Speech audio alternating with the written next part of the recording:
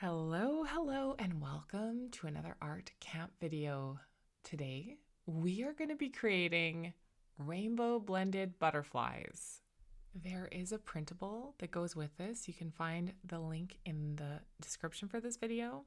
You can print this out or you can draw it. Either way, you're going to want printer paper because it's thin and it works really well for this project, as well as washable markers, pencil crayons, erasers, black fine point pen, and a black marker. Now remember, if you don't have something, don't fret, improvise with what you've got. I am going to start this video by showing you how I made the butterfly printable. So if you want to try this, it's a pretty fun way to draw a butterfly. I've always struggled with butterflies, and I tried this and it worked really well. So I folded this printer paper in half and I traced the rough outline in pencil until I liked it. And the crease, the fold, is where the body of the butterfly is. So right on that fold is where I drew the body of the butterfly. And then the part that opens up is where the wings are. So you do your general shape. And I looked at butterfly pictures and butterflies in nature to get the shape. Remember, it doesn't have to be perfect. Since it's folded in half, cut it very carefully, keeping the two sides of your paper together. Now remember, you can always skip this part and just do the printable, but watch this because it was pretty fun and I was really proud of myself when it was done. So you can see there how both sides are being cut. So I cut around the black outline that I created and I take my time to make sure that I am getting the shape exactly how I want it, because that's going to be the shape on both sides. Butterflies are symmetrical. They are the same on both sides. So this method allows your butterfly to have a symmetrical outline. So when you draw it, and I'm going to show you some tricks that I used to make my butterfly. And then when you draw it, you can create something easier and with much less frustration. But remember, you can always just print the PDF that's in the description box for this video and use that to do your butterfly. It's totally up to you. There's no right or wrong way to create. It'll be fun either way. Okay, back to the video. So I've cut out the body. I ended up cutting the antennae off. They weren't going to work. And this is just an outline. So you can see here that I was experimenting. I was planning on just tracing the other side and just kind of winging it. Oh, that's too good. I did not plan that one, but yes, as I draw a wing, I was planning on winging it. And I started by just trying to see if I could make them symmetrical. And I quickly realized that my plan was failing. So I'm going to show you how I did some troubleshooting. So this is me trying to make it equal. And as you can see, even though I was taking my time and I was really focused, they were not equal. And so this is how I solved that problem. So after some trial and error, I realized that the paper was see-through. So I focused on doing one side of the wing. And even when I was doing this, I was thinking, okay, I'm going to try and recreate that on the other side. But just focus on one side. And that's what I did here. And I started measuring and thinking I was going to make them the same. And after that one line, I figured, no, this is not going to be the same. It's not. So that's when it clicked. You can fold it in half and you can trace.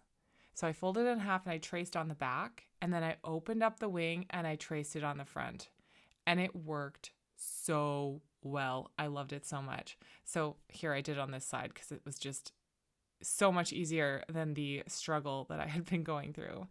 Now again, this is going to work best on printer paper or a lighter weight paper, but use what you have. Draw it with a marker that goes through your paper. Usually that's not a good thing, but you could even use a Sharpie or a marker that's really going to show through your paper. And then use that. See how, so I folded it, I traced it on the back, and then I can see exactly where my lines need to go on the other side.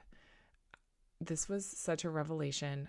It made me love drawing butterflies so much that I made this second one. Now you can download this one that I'm doing right now. You can download it by going to the Dropbox link in the description for this video. And so I made this. It's again a butterfly in a resting pose using that that same outline technique. And you can download it and just use this. I did not cut this time. The cutting wasn't as necessary as I thought once I figured out the tracing. But art is all about trial and error. And this one, there was a lot of trial and error. So I did the colored in the black on one side, and then I traced on the back. And you can see in the video, you can kind of see through the paper and see what I was doing. I added some black to my butterfly's wings. This is a rainbow butterfly. It is not found in nature, but it is inspired by nature. And you will find a lot of butterflies, especially where I live, have black details on their wings. And it just makes their colors pop and seem almost surreal. Okay, so the coloring part. Now this was super fun. Again, this was trial and error. I decided I wanted to do markers, but instead of using water like I did in my last video, I blended the markers and then colored on top of them with pencil crayon. So you can see I made a gradient here that helps you blend your colors. And there's another pencil crayon color blending if you want to do the rose one. That one talks a lot about how to blend the pencil crayons. But for the markers, I started with one color and I slowly blend the dots. So it started with just yellow dots, and then it moved to orange and yellow dots, and then orange dots, and then orange and red dots, and so on. And you can see how I made that color progression and how it makes the butterfly come to life, how it makes it look just eye-catching and pleasing. That coloring, just sitting there and doing the coloring and really watching the colors come together. And I did this over many days because it was quite a slower process. It wasn't when I was rushing. I was really enjoying experimenting. I got to this panel and I thought, what would happen if I changed up my color scheme? So I changed it just a little bit because I was trying to blend into more of a rainbow. So I started with my warm colors up top, and then I slowly started to add some cool colors. And you'll see here at the very tip of this, I added some green. Now you get to play with your rainbow butterfly and make it exactly what you want it to be. What colors catch your eye? What combinations look stunning to you? My recommendation is when you're trying to do these color fade gradient type things, to take a peek at the color wheel, or better yet, make your own color wheel with the markers that you have, and know how your markers and your pencil crayons work together. When you blend using the color wheel, it just looks a lot more smooth. It almost looks like it just gradually happens. So play around with that. But you can see here I put pink dots in the middle, and I ended up not 100% loving how they turned out. But I was playing around with it here. I was kind of going against my blending rules. I was trying to add some circles and just really playing around with this new technique I'd never tried before. I've never done dots and then pencil crayons on top. And as usual, these are the student grade pencil crayons that are not super high quality, and the student grade markers that are just normal markers, Crayola Super Tips, I think.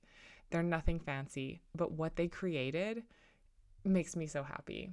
So I wanted to put a background in. I had no idea what it was going to be. I started with some pencil crayon blending because pencil crayon blending is super fun, and I was playing around with blending outside of the color wheel rules, doing some browns and mixing things up. And I liked how that was coming together, but when I finished it, it didn't pop. The butterfly kind of lost some luster. So then I went to my old standby of adding black lines, and I did my background, totally random, mindful drawing whatever came to mind, doing swirls, doing different lines, different things that I might see in nature. So I had some lines that kind of look like leaves and lines that look like maybe the path a worm might take. And then even the flower in the background, I had to do dots over it because I decided for the background I was creating, everywhere that wasn't the butterfly was going to have black lines over it. And you could still see the color through, but it really felt like this was differentiating the butterfly and making it stick out, making the butterfly the focus as much as that might not seem like it when I'm putting so much effort into the background and so many details, the butterfly is the only part that does not have black lines over it. So the butterfly really sticks out from the background, and the background kind of moves and feels like it's a little bit more alive, a little bit more higgledy-piggledy like nature might be. So play around with your background. How do you want yours to look?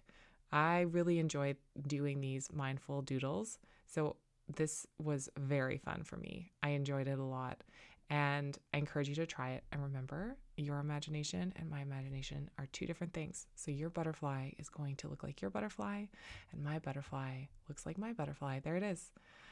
I really love how this turned out. I encourage you to try this coloring technique. Try sketching a butterfly or download the butterfly and try the coloring, whatever you feel like today. I really enjoyed this, and it surprised me because when I started, there were some struggles. All right, this is your reminder. Take a big breath. This is just for fun. There's no way to get it wrong, and just by trying, you have already got it right. Thank you so much for creating with me. If you'd like to share what you created when you were having fun, you can send it to the email address in the description box for this video. Have a beautiful day.